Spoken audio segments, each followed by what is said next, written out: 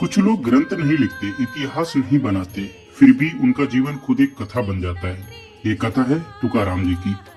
संत तुकाराम का जन्म 17वीं शताब्दी में देहू गांव महाराष्ट्र में हुआ। वे कुंभार तेली वैश्य परिवार से थे। परिवार साधारण था, खेती व्यापार और गृहस्थ जीवन में रमा हुआ। उनके पिता का नाम था बोलहोबा और माता का नाम था कनकाई। तुकाराम का बचपन शांत और समान था। वे पढ़े लिखे नहीं थे पर व्यवहारिक थे। कम उम्र में घर की जिम्मेदारियां उन पर आने लगी। खेती, अनाज का व्यापार, घर का खर्च सब उन्हीं के कंधों पर आ गया। एक समय महाराष्ट्र में भयंकर अकाल पड़ा। फसलें नष्ट हो गई, अनाज खत्म हो गया। तुकाराम का सारा व्यापार डूब गया। उनका परिवार कर्ज में फंस गया।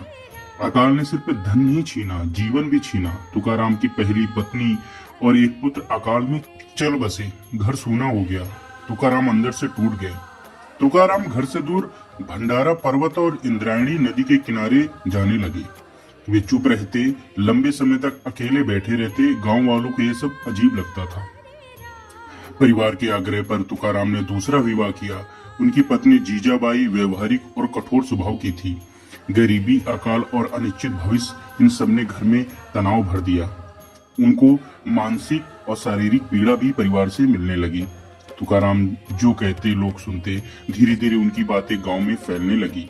कुछ लोग सम्मान करते, कुछ उनका मजाक उड़ाते। उन्हें अक्सर ताने मिलते, ये गृहस्थ रहे लेकिन साधु वाला जीवन जीते हैं। ये कैसी अजीब विडंबना है। तुकाराम अपने अनुभव शब्दों में कहने लगे। ये शब्द लिखे नहीं जाते थे, बस बोले जाते थे। कुछ पंडितों ने इसका विरोध किया। उनकी रचनाएं इंद्रायणी नदी में फेंक दी गईं। तुकाराम चुपचाप नदी किनारे बैठे रहे, कुछ नहीं बोले समाज से। समय बीतता गया। तुकाराम गांव में ही रहे।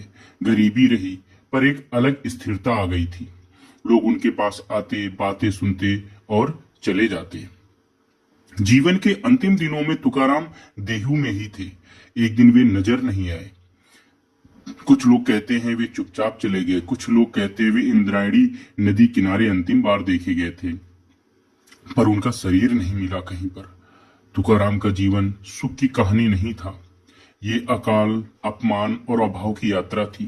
वे जैसे जिए वैसे ही चुपचाप इस जीवन से चले गए। प्रभु ने जैसा उनको जीवन दिया, प्रसाद स्वरूप उन्होंने महसूस किया और उन्हीं के धाम चले गए। राधे राधे।